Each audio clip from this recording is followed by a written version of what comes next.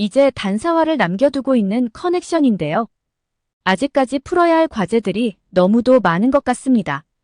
준서는 자살인지 타살인지, 장재경을 누가 왜 약에 강제 중독을 시켰는지, 닥터는 도대체 누구인지 우리 앞에 놓여진 해결해야 할 과제들입니다. 많은 시청자분들은 마지막까지 이렇게 결말이 보이지 않는 건 오랜만이다라는 말들을 많이 하시는데요. 그만큼 작가님의 필력이 좋으시다는 말이 아닐까 싶습니다. 10화에서 윤진이 태진과의 비번 거래로 많은 욕을 먹는 장면이 있었는데요. 어쩌면 윤진이 돈미세가 아니지 않을까라는 생각이 듭니다. 한때는 윤진이 기사 거래를 통해 뒷돈을 받았었던 건 사실인데요. 그래서 회사로부터 징계까지 받았었죠. 어쩌면 10화에서 나왔던 비번을 거래하는 장면에서는 일부러 태진으로부터 정보를 캐내려 허주승과 짜고 버린 일이 아닐까 싶은 생각이 듭니다. 왜냐하면 윤진이 정말 위험한 급박한 순간에 서로 짜지 않았다면 그 타이밍에 나타난다는 것은 쉽지 않은 일이기 때문이죠. 그리고 그는 태진과의 비번 거래 전에 이렇게 물어보는데요. 이 돈을 먹고 체하면 안 되기 때문에 어떻게 만들어진 돈인지는 알고 먹어야 하지 않겠냐고 말이죠. 하지만 돌아오는 답변은 가증스럽다는 답변이었죠. 물론 눈앞에 놓인 50억에 욕심이 안 생긴다고 하면 거짓말이겠죠. 하지만 시간이 지나면서 윤진도 고교 시절에 당당하던 자신의 모습을 찾아가지 않을까 싶습니다. 답이 잘 보이지 않을 때는 시간을 거슬려 올라가 보는 것도 한 방법인 것 같습니다. 이 사건이 왜 시작이 되었는지부터 살펴봐야 할 것 같은데요. 준서와 재경은 20년 전 고교 시절에 둘도 없는 절친이었죠.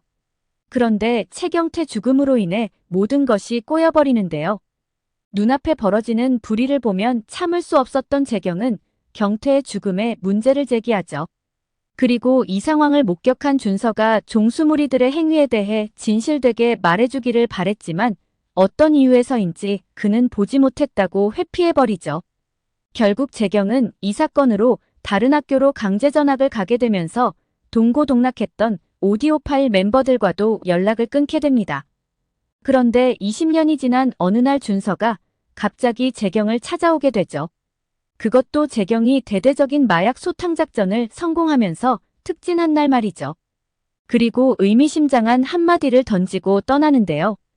바로 늦었지만 지금이라도 다시 원래대로 되돌려 놓겠다는 말이죠. 재경과 준서 사이에 있어 원래대로 되돌려 놓는다고 한다면 단 한 가지밖에 없는데요. 바로 준서가 회피했던 최경태의 죽음이죠. 사실 경태의 죽음에서 죄책감을 느낄 만한 세 사람이 있는데요. 바로 준서와 정상해 그리고 노규민이죠. 노규민은 경태와 절친으로 그가 종수에게 폭행당해 죽어가는 모습을 화장실에서 지켜보고 있었던 인물인데요. 그가 죽은 후 현장에 떨어져 있던 종수의 명찰을 보관하고 있는 인물이죠. 정상희는 종수가 경태를 폭행하게 만든 원인을 제공한 인물인데요. 종수는 정상희가 경태에게 폭행당하고 돈을 뺏겼다는 소리를 듣고 평소에도 토지 보상 문제 등 마음에 들지 않았는데 분노가 폭발한 것이죠. 준서는 이 모든 사실을 알고 있지만 결국 직접 나서지 못하고 방관만 했던 것이죠. 이 세 사람은 더 이상 이들 무리들의 불법적인 행위를 눈 감고 있을 수 없다고 판단을 한 것 같은데요. 아마도 그 결정적인 트리거가 된 것이 바로 오디오 파일 동아리 선배였던 이명국의 죽음이지 않았을까 싶죠. 오치현은 이명국을 자신과 정윤호가 죽였다고 했었는데요. 이는 종수에게 이명국이 약을 빌미로 엄청난 돈을 뜯어내려 했었다는 것이죠.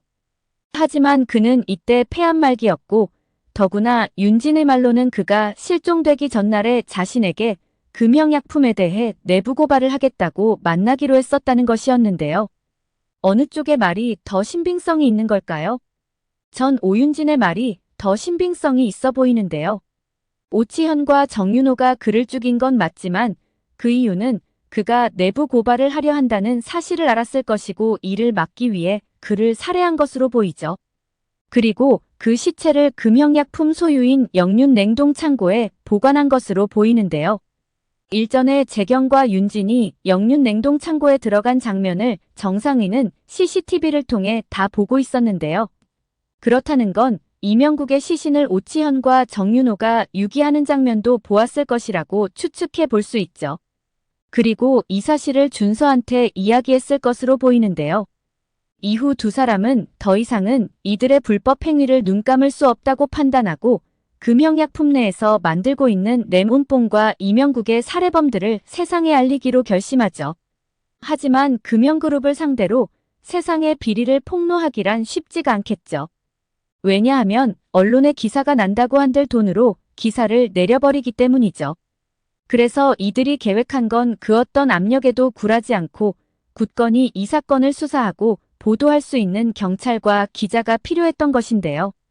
그 결과 그들이 선택한 건 장재경과 오윤진이죠. 그리고 생명보험 수혜자로 이명국을 추가한 건 장재경이 이명국에 대한 의문을 갖고 수사를 하게 만들기 위한 것이었죠. 그리고 준서는 어쩌면 처음에도 생각을 했지만 타살이 아니라 자살이 아닐까라는 생각은 계속 가지고 있는데요.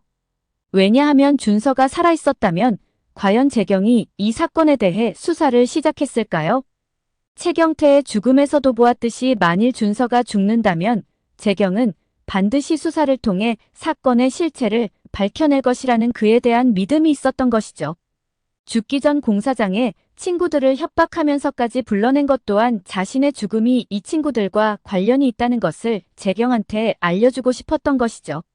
재경을 강제하게 중독시킨 건 이미 준서가 사망한 후 일이기 때문에 사전에 정상의와 준서가 협의한 일이 아닌가 싶죠. 그리고 문자 메시지에 1882를 집어넣은 건 준서 자신의 죽음과 관련이 있음을 지속해서 재경한테 알리려고 한 것으로 보입니다. 강제약을 중독시킨 이유는 재경이 마약 수사 전문이었기에 레몬뽕을 계속해서 수사하게 하기 위함과 누가 왜 자신한테 이런 짓을 했을까라는 의문을 가지며 포기할 수 없게 만들기 위한 목적이었을 것 같습니다. 어쩌면 이 내부 고발 공조자가 세 사람이 아닌가 싶은데요. 박준서와 정상해 그리고 허주승이죠. 물론 여기서 노규민도 완전히 배제하기는 어려운데요.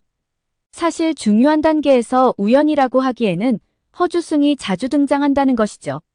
준서가 보험에 가입한 것도 허주승한테 가입한 것인데요. 그리고 오디오 파일 사무실 주소를 알아낸 것도 허주송이죠. 또 하나 윤진이 오치현한테 납치를 당할 때도 허주승이 재경이한테 연락을 했었는데요. 물론 이때 민현우가 허주승한테 연락을 하긴 했지만요. 허주승이 그림자처럼 뒤에서 재경이한테 수사를 할 수 있게끔 하나씩 소스를 던져준다는 것이죠. 정상이도 같은 상황인데요. 준서가 자살처럼 보일 수밖에 없는 상황인데 준서가 타살이라는 듯이 그가 떨어졌을 때 신발을 신고 있었다고 재경한테 얘기하죠. 이로써 재경은 더 확실하게 타살이라고 심증을 굳히게 되었죠. 그리고 이명국의 시신이 집에서 불에 탔던 것도 사실은 준서가 오치현을 협박해 이명국의 시신을 외부로 옮길 수밖에 없게 만든 건데요. 그리고 이후 누군가에 의해 그 시신이 이명국의 집에 옮겨지게 되었죠. 오치현의 말로는 혼자서는 절대 옮길 수 없고 두 사람이 필요하다고 했는데요. 아마도 정상의와 허주승일 수도 있다는 생각이 들죠. 정상의는 준서가 죽기 전 차 안에서 이건 너무 위험하다는 말을 했었는데요. 아마도 현재 벌어지고 있는 일들을 처음 설계한 사람이 준서로 보이죠. 그리고 준서가 죽고 난 현재 이것을 실행하는 사람은 정상의일 텐데요. 그래서 정상의는 재경을 비록 수사를 위해 강제하게 중독시켰지만 더 이상의 중독을 막아야 하기에 약을 2알까지만으로 조절하고 있는 것으로 보이죠. 결국 모든 상황을 봤을 때 이대 닥터는 정상의로 보입니다. 박태진은 가상화폐 비번도 모르는 상황에서 준서를 그냥 죽인다는 건 아무리 생각해도 좀 말이 되지 않는 상황이라는 생각이 드는데요. 정말 죽인다고 한다면 비번을 알아내고 죽였어야 맞지 않을까 생각합니다. 11화에서는 본격적으로 닥터가 등장할 것으로 보이는데요. 많은 기대가 되는 부분입니다. 오늘 영상은 여기까지입니다. 구독, 좋아요는 언제나 제게 큰 힘이 됩니다.